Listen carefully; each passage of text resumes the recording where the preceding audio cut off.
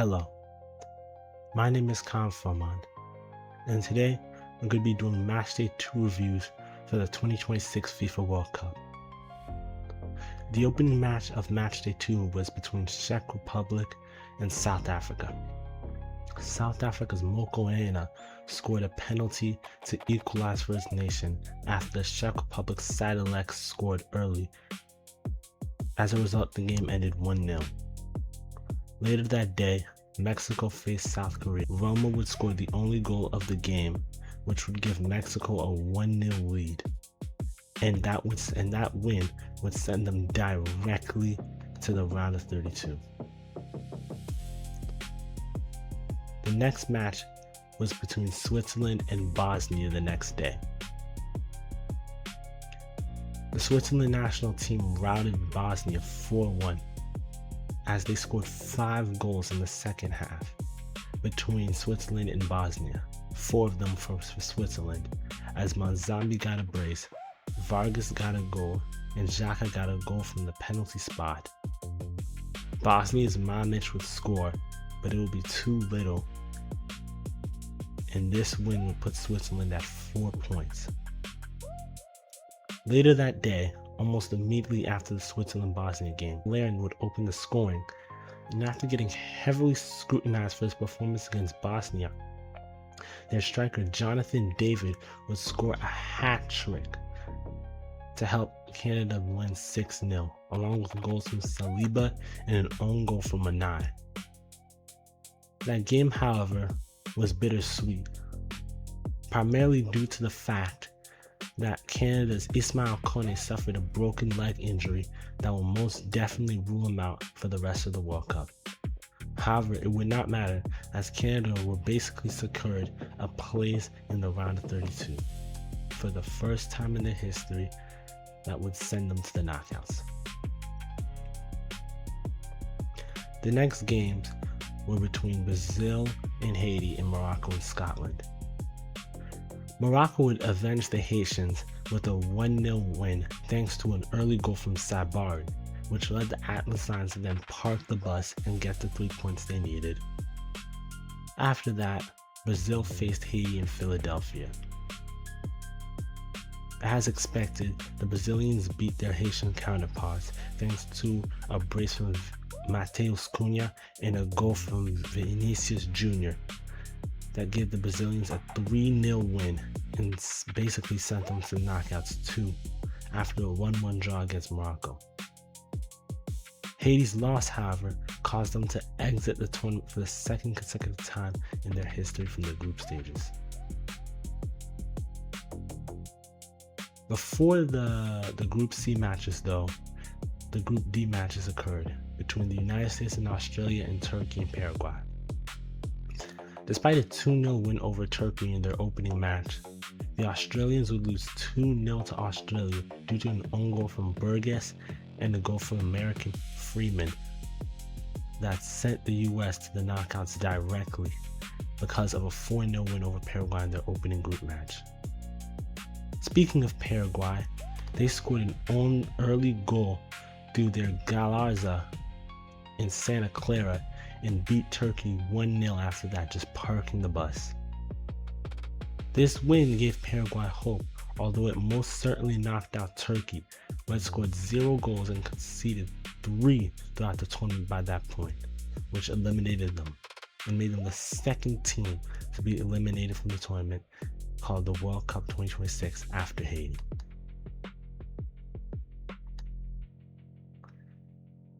There was a lot of action in Group E2. The day after the Group C and D matches, Germany faced Ivory Coast in Group E.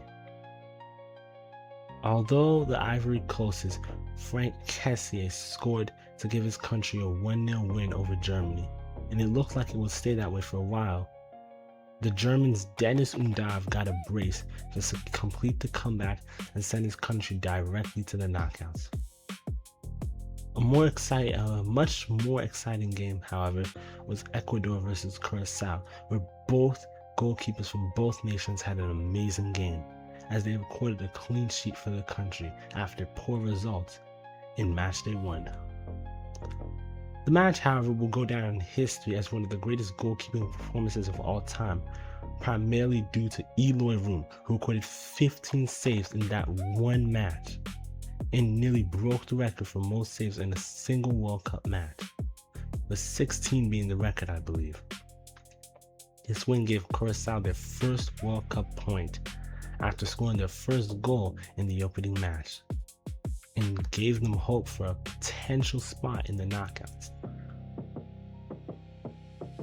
Not too long afterwards, the Netherlands faced Sweden in Group F. The Swedes were the victims of a 5-1 loss, which could be considered revenge for the Tunisians who lost 5-1 to the Netherlands in their opening match. However, Tunisia would lose by 4 goals again, only they wouldn't score any, meaning they would concede 4, as a result of goals from Kamada, a brace from Ueda, and another goal from Ito, as Japan beat the Tunisians 4-0. This loss, as a result of their -8 GD, knocked Tunisia out of the tournament completely, while both the Netherlands and Japan were basically safe. In Group G, Belgium drew 0-0 to Iran, and both keepers managed to keep a clean sheet. Although both of these teams were left at 2 points after 2 World Cup games. Egypt would take advantage of this and would top the group after a 3-1 away win over New Zealand, thanks to goals from their Zico, Mohamed Salah, and Trezeguet.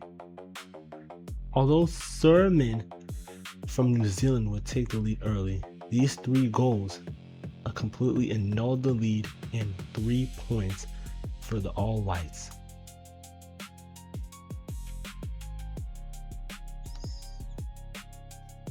Spain would face Saudi Arabia then in Group H. La Roja had just been upset by Cape Verde in a 0-0 opening draw, as they didn't expect to absolutely trounce the opposition national team, only to be upset. The upset would not arrive again in this match against Saudi Arabia though, as their sensation Lamine Yamal opened the scoring. Then their Mikel Oyarzabal got a quick brace, which was followed by an own goal from the Saudi player Tambaki that secured a 4-0 win for Spain. Later that day, Uruguay faced Cape Verde and were upset 2-2. Therefore, both Cape Verde and Uruguay had 2 points from 2 World Cup games as a result of goals from Uruguay's Maxi Araujo and Canobio, and a free kick goal from Pina from Cape Verde that opened the scoring, and another goal from Varela that equalized. Then we move on to Group I, which in my opinion is the group of the tournament, the group of death. France's Kylian Mbappe would get a brace to help his team go 2-0 up by the hour mark, while Ousmane Dembele scored the 3rd and final goal of the game against the Iraq national team. France would secure a place in the knockouts, although Iraq were knocked out as a result of a loss against Norway in their opening match. Speaking of Norway, they had one of the games of the tournament against Senegal. Norway's Peterson would open the scoring for the Norwegians, and then Haaland would follow suit, getting the 2nd goal of the game. However, Ismail Assar would not allow Senegal to go down as easily as the Norwegians were hoping, as he scored a goal that pulled one back. However, Haaland would get his 2nd goal of the game and Norway's 3rd overall. Ismail Assar would get his 2nd goal of the game, but it would be too little too late, as the Norwegians would win 3-2 and would advance to the next round, while Senegal were put in a dangerous position after losing their first 2 opening games.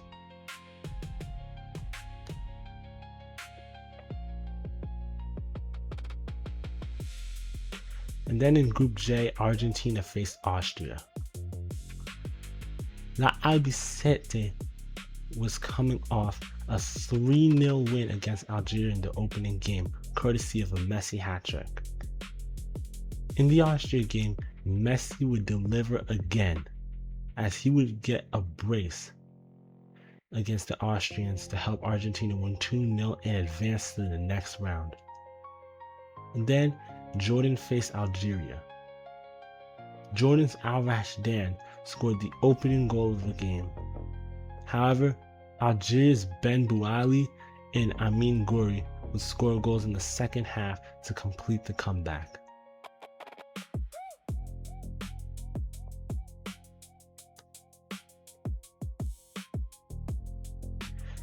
After that, Portugal would face Uzbekistan. The Portugal national team was coming off an upsetting 1-1 draw against the Democratic Republic of the Congo.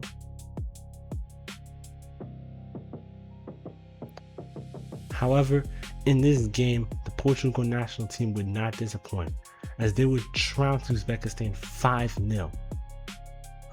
Thanks to a brace from Ronaldo, a free kick goal from Nuno Mendes, an own goal from Uzbekistan's Nematov, and a final goal from Leao to secure the win. Speaking of the DR Congo, although they upset the Portugal national team in their opening match, they would not be able to upset Colombia. Colombia's Munoz scored the only goal of the game despite an amazing goalkeeper performance from Mpasi. Mpasi let in 2 further goals from Colombia's Luis Diaz, although they were both ruled out for offsides and fouls. Finally, we move on to Group L, where England faced Ghana. Although England managed to beat Croatia 4-2 in their opening group stage match, they ended up drawing 0-0 to Ghana in what could be considered an upset considering the supposed quality of their team. Croatia would beat Panama 1-0 away from home in their second group stage match, thanks to a goal from their Budimir. This win made Croatia to be able to hope that they could reach the round of 32, while Panama's hopes were completely annulled, and they were eliminated from the tournament as a result of losing their opening group stage game. And that's it from all the World Cup groups for Matchday 2. I'm going to be releasing my Matchday 3 video soon, and because the round of 32 has started, I'll be releasing my Matchday reviews for those videos once all the games end. Until then, that's the end of this video. Thanks for watching. Bye.